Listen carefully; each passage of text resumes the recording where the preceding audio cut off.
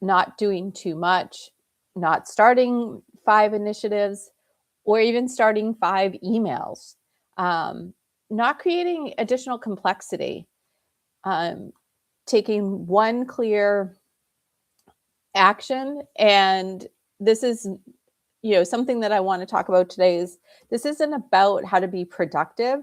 It's about deciding what the right next move can be, because sometimes being scattered or, multitasking, it feels productive, right? It feels like you're doing things, but it's not what's actually going to help move you forward. And for those of you who don't know me, I'm Linda Guild. I am the CEO and founder of Elephant Circle Management. I'm also the CEO of an association management company. And one of the things that I've seen a lot and is talked a lot about these days is, multitasking, number one. And multitasking, we all do it. You're on your phone and you're kind of listening, or you're on a Zoom and you're kind of doing something else. But studies have shown that when you're doing 2 things at once, you're actually less productive. And that can happen when you're trying to do too many, projects. So say you're a coaching business, you're doing $20,000, $40,000 a month, and you're constantly coming up with new ideas, or you're listening to the different gurus out there. And one person says, create this offer, or you should have this type of funnel, or you should go and hire X type of person, or start a course or partnership, or whatever else is new and trendy, right? So you think about it and it feels like, well, these people are successful. They're getting to the next level, and it sounds fun. It sounds exciting. And you look and you start to do all of it, so you're moving and you're taking action, which is great. But what's really happening is you're trying too many things at once. So these things start to happen that your team becomes confused, right? They're not sure what the priority is, which is the one that is most urgent. How do they make sure that they're meeting the goals? Their ability to execute, and yours too, may decrease. And as the CEO, your stress is going to increase, because you're trying to manage multiple projects. If your team has some confusion, or what they're doing isn't up to the same quality, that's stressful, right? So you've said, okay, I need to create a course. I need these new offers. What, by themselves, it's not that those ideas are bad ideas, but you're diluting your focus. You're trying to read while you're listening. You're saying, okay, I need to get this done and this done. So, if you're a founder or a coach, you've started your own business because you have ambition, you have ideas, things are exciting. That's not actually the issue. It's determining what the right order of things are and creating a sequence to create efficiency. And a lot of that comes with focus, because although it may seem like you're moving things forward by having multiple initiatives going, it actually is creating a distraction for you. And it splits your team's focus, and it can slow growth. Oftentimes, if you look, at other environments, the nonprofits, the associations, the corporations, they're very intentional how they start up new initiatives. They make sure that there's a clear objective. They assign, the appropriate resources. make sure that everything's aligning. And when they realize, say they do start more than they should, usually there's the guardrails are in place for it to be able to say, hey, this isn't the right time for this project. We need to back burner something in order to move it forward. But for a smaller business, for coaching, when it feels like it takes forever when you have to do one thing after another, because you don't have large departments that can do multiple projects at once. But even though it may feel like it's slower, it actually can become faster because the focus is there. The attention is there. People aren't stopping and starting. They're not working on one initiative in the morning and then getting pulled over to the side for the next one. They can, stay focused and move the project forward. And some of the hidden costs that can come about is, what I was just talking about, of that cognitive bandwidth, what they're able to hold in their brain. And it comes down to not everyone is able to work on multiple projects simultaneously. They may rush on certain pieces. They may get not confused, but overlap in what they're thinking about. They need to make a decision quickly, which may mean it's not the right decision. And what can happen is quality slips. You may not trust as much that they're getting the right things done. So, and the other thing is that the projects may start, but they may get that 90% done. And it's always that last 10% that's the hardest piece. And when things aren't complete, it impacts people's morale, their excitement over things. They may question whether you've really given them ownership of a project because they're being pulled in multiple directions. It's impacting their confidence, and may also have an outward look. So you may start to tell clients, oh, I'm going to be starting this project. And when it's not done in a timely manner, or it's not done well, your clients are going to notice it, right? And so, and I'm talking about major projects here, but I'd also challenge you to think about it even just of how you're looking at your day. Are you segmenting and staying focused on, for example, just one email that needs to be sent to clients once they set up your course? Don't focus and finish one email sequence, or just start with the one email.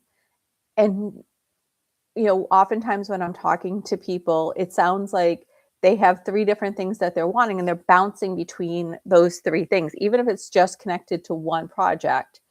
And I would challenge you to block that time and focus on one thing to completion. If you really hit a mental block, then perhaps take a walk, or have a conversation, or work on something that's in a different area of your business, may spark something. But for the most part, stick with something so that you get that sense of completion. And this can be challenging. If most business owners, people that have started their own business, their own coaching companies, they're visionaries. They love ideas. They love, they get energy from it. And so having to cut back on things can feel like they're being constricted. And the thing is that being disciplined and focused, it's ensuring that growth doesn't become chaotic, it actually is something that's going to build on one another. And when it's, you've chosen that initiative and it's completely done, you're able to develop some refined systems and documentation. Your team gets confidence. And ultimately that impacts revenue that, helps you to grow. And then you can move on to the next initiative. I will say that, if you're someone that always has ideas, create that parking lot for your ideas. So it's actually not saying don't do the ideas ever. It's just not in this season, not in this month, or maybe just not today, right? So capture it so you don't lose it. And so here's some tips of how to apply this is understand what your capacity is and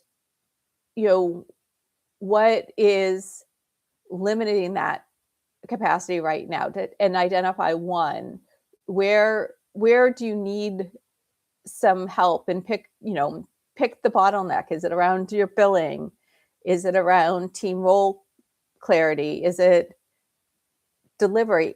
Is it that you don't actually have the right product that you're delivering, right? And then figure out, what's the cost to you to not solve it. Identifying that, I think, helps to rally yourself, and especially if it's like more operational side, it's not the sexy side for those who love to be creative. And work with your team and say, hey, this is the top priority. We're going to solve this issue and focus on this piece of it. So the people that would be directly involved, make sure that they're clear that that's the priority.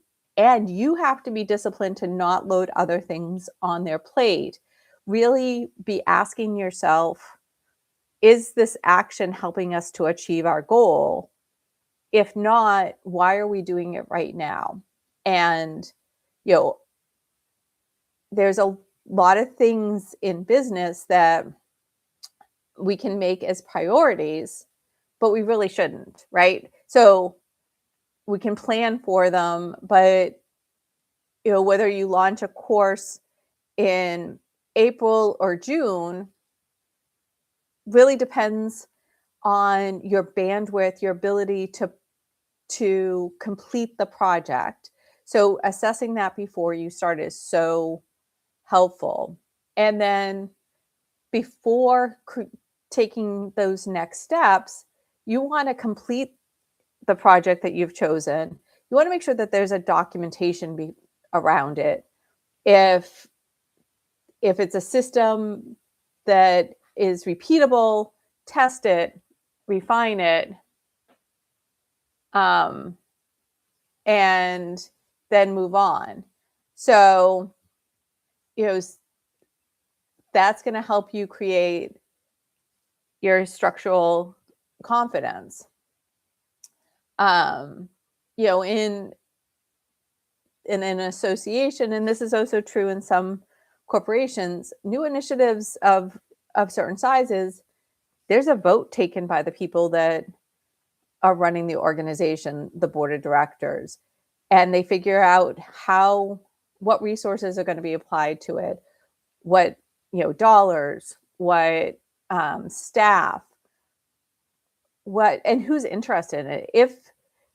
If an organization with an association, if a volunteer, for example, says, let's do X, but no one actually wants to be a part of it, that's a good indication. Maybe it's not a priority.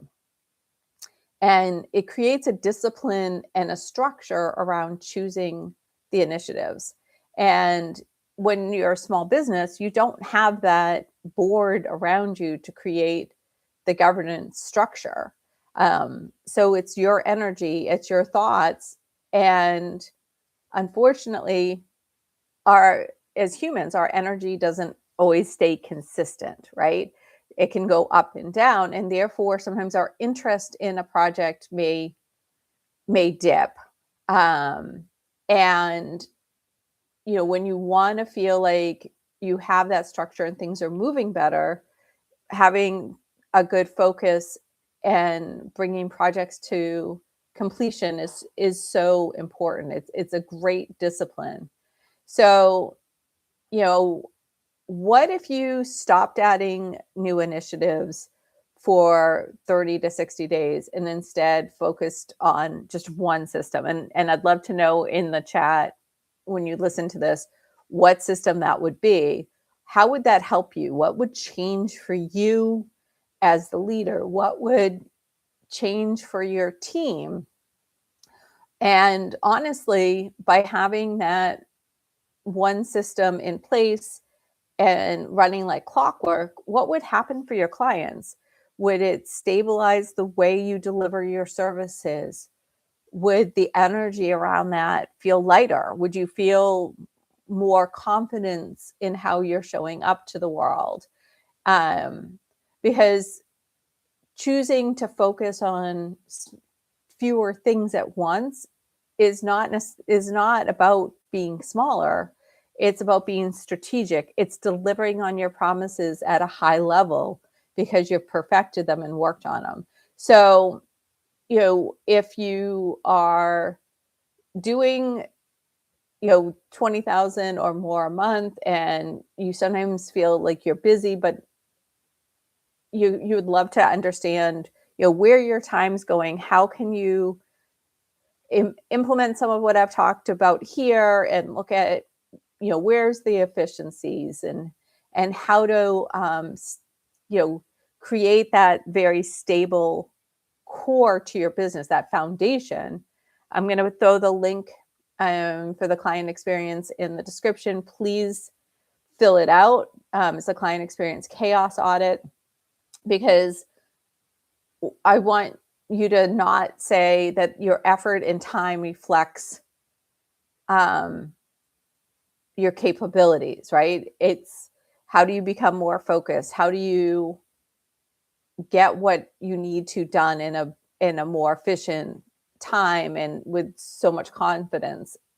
Um, so I'd love to hear what resonated with you. If you have questions, please drop them in the chat, and I look forward to hearing from you. Thanks.